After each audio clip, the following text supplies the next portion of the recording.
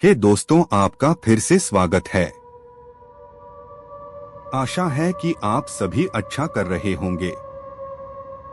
आज मैं आपके लिए कुछ डरावनी कहानियां लेकर आया हूं, जो मुझे लगता है कि आपको पसंद आएगी। तो बिना किसी देरी के पहली कहानी शुरू करते हैं। खौफनाक हवेली। गांव के बाहर एक पुरानी हवेली थी, जिसे लोग खौफनाक हवेली के नाम से जानते थे। यह हवेली सुनसान थी और किसी भी इंसान के जाने से डरते थे। गांव के बुजुर्गों का कहना था कि वहां एक बुरी आत्मा रहती है, जो रात के समय अपने शिकार की तलाश में निकलती है। लेकिन एक दिन एक युवा छात्र करण इस कहानी को सिर्फ एक अफवाह मानते हुए हवेली की ओर बढ़ गया। करण ने सोचा कि वह वहां रात बिताएगा और सच्चाई का पता लगाएगा। उसने अपने दोस्तों को बताया, लेकिन वे सब डर गए और जाने से मना कर दिया।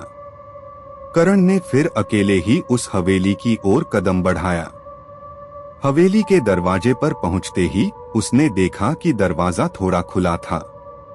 उसने हिम्मत जुटाई और अंदर चला गया।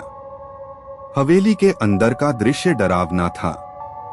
पुरानी दीवारें दरकी हुई थीं और हर जगह धूल का गुबार था। करण ने अपने मोबाइल की टॉर्च जलाकर चारों ओर देखा। उसने सोचा, ये सब तो बस कहानियां हैं, लेकिन जैसे जैसे रात बढ़ी, उसे अजीब आवाजें सुनाई देने लगी। एक जगह से हल्की सी चीख सुनाई दी, जिसने उसके दिल की धड़कन बढ़ा दी। करण ने आवाज का पीछा करने का फैसला किया। वह धीरे धीरे आवाज की दिशा में बढ़ा। एक कमरे में पहुंचते ही उसने देखा कि दीवार पर एक पुरानी तस्वीर लटकी हुई थी। तस्वीर में एक खूबसूरत महिला थी, लेकिन उसकी आंखों में एक अजीब सी चमक थी। जैसे ही करण ने उसे देखा, अचानक कमरे का तापमान गिर गया। उसने महसूस किया कि कोई उसके पीछे खड़ा है। वह पलटा और वहां एक धुंधली आकृति थी। वह आकृति धीरे धीरे उसकी ओर बढ़ी। करण ने डर के मारे पीछे हटने की कोशिश की, लेकिन उसके पैर जमीन पर मानो जकड़ गए थे। आकृति ने कहा, तुमने मेरी कहानी जानने की कोशिश की, अब तुम मेरी कैद में आओगे। करण ने कहा, मैं तुम्हें परेशान नहीं करना चाहता, लेकिन उसकी आवाज हवा में खो गई। वह अचानक अपनी आंखें बंद कर दिया। जब उसने फिर से आंखें खोली, तो वह एक और दुनिया में था। वहां चारों ओर अंधेरा था और उसे अपने चारों ओर डरावनी आवाजें सुनाई दे रही थीं। उसने महसूस किया कि वह एक पुराने समय में पहुंच गया है, जहां लोग एक बुरी आत्मा के डर से भाग रहे थे। वहां की महिलाएं और बच्चे चीख रहे थे, और करण समझ गया कि वह उस बुरी आत्मा के शिकार बनने वाला है। उसने एक योजना बनाई। वह उस जगह से भागने की कोशिश करने लगा, लेकिन हर बार वह उस महिला की तस्वीर के पास पहुंचता। उसने उस तस्वीर को ध्यान से देखा और देखा कि वह महिला कुछ इशारा कर रही थी। उसने समझा कि शायद वही उसे बचा सकती है। वह फिर से कमरे में लौटा और तस्वीर को छूने का निर्णय लिया। जैसे ही उसने तस्वीर को छुआ, एक तेज रोशनी उसके चारों ओर फैल गई। अचानक उसे वापस हवेली में आ गया। वह अब कमरे में अकेला था, लेकिन उसके दिल में एक खौफ था। उसने महसूस किया कि उसे वहां से भागना चाहिए। वह तेजी से हवेली से बाहर निकला। जब वह गांव पहुंचा, तो उसने अपने दोस्तों को सब कुछ बताया, लेकिन उन्होंने उसकी बातें मजाक में उड़ा दी। लेकिन करण जानता था कि जो उसने देखा वह वास्तविक था। गांव के लोगों ने फिर से हवेली के बारे में बातें करना शुरू किया। लोग कहने लगे कि हवेली में एक बार फिर से किसी ने कदम रखा था। लेकिन करण अब कभी भी उस खौफनाक हवेली के पास नहीं गया। खौफनाक पुरानी किताब। एक बार की बात है, एक छोटे से गांव में एक पुरानी लाइब्रेरी थी। यह लाइब्रेरी बहुत पुरानी थी और वहाँ की किताबें धूल से भरी हुई थीं। गांव के लोग कहते थे कि रात के समय वहाँ अजीब अजीब आवाजें आती थीं और कुछ किताबें अपने आप खुल जाती थीं। गांव का एक युवक समीर किताबों का शौकीन था। उसने तय किया कि वह एक रात लाइब्रेरी में रुककर पढ़ाई करेगा। वह रात को लाइब्रेरी गया। चारों ओर अंधेरा था और केवल चांद की रोशनी थी।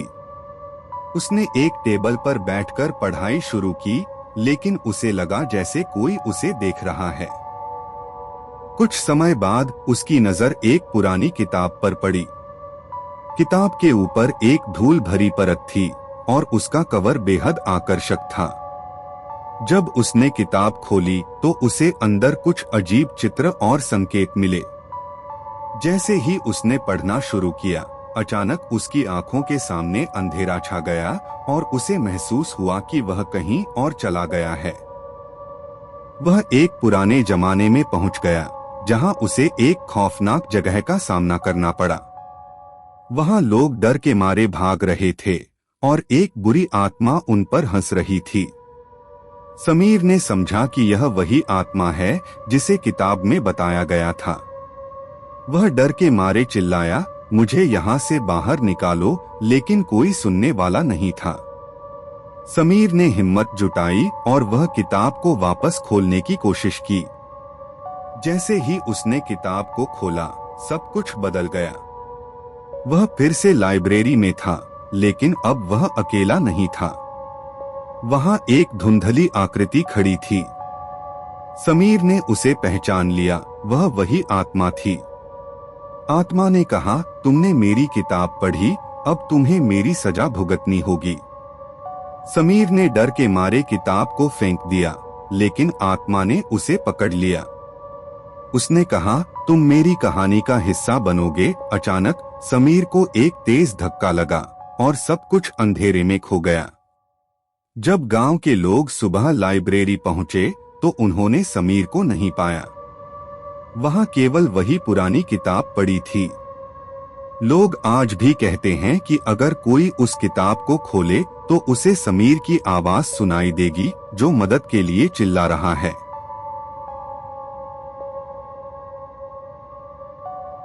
खौफनाक रात। गांव के किनारे एक पुराना घर था, जिसे सब लोग भूतिया मानते थे। गांव के बच्चे वहां जाने से डरते थे। लोग कहते थे कि रात में वहां अजीब आवाजें आती थीं और कभी कभी एक धुंधली परछाई दिखती थी। गांव का एक युवक अर्जुन अपने दोस्तों के साथ उस घर में रात बिताने का फैसला करता है। एक रात वे सब वहां पहुंचे। घर की दीवारें दरक रही थीं और खिड़कियां झकझका रही थीं। दोस्तों ने हंसते हुए कहा, डरो मत, ये सब सिर्फ कहानियां हैं। लेकिन अर्जुन के दिल में एक अजीब सा डर था। उन्होंने एक अलाव जलाया और कहानियां सुनाने लगे। जैसे ही रात गहराने लगी, अचानक बाहर तेज हवा चलने लगी। पेड़ झूमने लगे और एक अजीब सी खामोशी छा गई। दोस्तों ने फिर से हंसते हुए कहा, ये बस तुम्हारा डर है। लेकिन अर्जुन ने महसूस किया कि घर के अंदर कुछ ठीक नहीं था। तभी उन्हें एक गहरी आवाज सुनाई दी, जाओ यहाँ से। सब चुप हो गए। अर्जुन ने कहा, ये किसी की आवाज है, लेकिन उसके दोस्तों ने मजाक उड़ाया। उन्होंने कहा, तुम बहुत डरपोक हो। अर्जुन ने ठान लिया कि वह अकेले उस आवाज का पता लगाएगा। वह धीरे धीरे अंदर गया। वहां की दीवारें काले धब्बों से भरी थीं और एक पुरानी तस्वीर दीवार पर लटकी थी। तस्वीर में एक औरत थी जिसकी आंखें जैसे उसे घूर रही थीं। अचानक एक ठंडी हवा का झोंका आया और अर्जुन को लगा कि कोई उसके पीछे है। वह मुड़ा और देखा, एक धुंधली परछाई उसके सामने खड़ी थी। वह घबरा गया और बाहर भागा। उसके दोस्तों ने पूछा, क्या हुआ? उसने कहा, मैंने एक परछाई देखी, लेकिन उन्होंने फिर से उसे मजाक में उड़ा दिया। फिर वे सब सोने का फैसला करते हैं। रात के 2 बजे अर्जुन एक अजीब आवाज से जागा। वह कमरे में अकेला था। उसे लगा कि उसके दोस्तों ने उसे छोड़ दिया है। बाहर की ओर देखता है तो उसे वही धुंधली परछाई फिर से दिखाई देती है। वह डर के मारे पसीने पसीने हो गया। वह अपने दोस्तों को जगाने की कोशिश करता है, लेकिन वे गहरी नींद में थे। उसने धीरे धीरे कमरे से बाहर निकलने का फैसला किया। जैसे ही वह दरवाजे के पास पहुंचा, उसने देखा कि बाहर एक बड़ा साया खड़ा था। साया उसे अपने पास बुला रहा था। अर्जुन ने सोचा कि अगर वह भागेगा तो वह उसे पकड़ लेगा। उसने हिम्मत जुटाई और भागा। वह दरवाजे तक पहुंचा, लेकिन दरवाजा बंद था। उसने जोर से खटखटाया, लेकिन अंदर से कोई जवाब नहीं आया। उसे लगा जैसे वह साया उसके पास आ रहा है। वह भयभीत होकर चिल्लाया, मुझे छोड़ दो, लेकिन आवाज केवल हवा में खो गई। अर्जुन ने एक पत्थर उठाया और दरवाजे को मारने लगा। तभी उसके दोस्तों की नींद खुल गई। वे चौंक कर बाहर आए। अर्जुन ने उन्हें बताया कि क्या हुआ, लेकिन वे उसे समझ नहीं पाए। उन्होंने कहा, तुम फिर से डर गए, लेकिन जब उन्होंने दरवाजा देखा तो वह अचानक खुल गया। वे सब बाहर भागे और देखा कि वह धुंधली परछाई अब दूर खड़ी थी। उसने धीरे धीरे कहा, तुम्हें यहाँ नहीं रहना चाहिए, फिर वह गायब हो गई। दोस्तों ने अर्जुन को समझाया कि ये सब बस उसकी कल्पना थी, लेकिन अर्जुन जानता था कि वह सच्चाई थी। सुबह होते ही वे गांव लौट आए।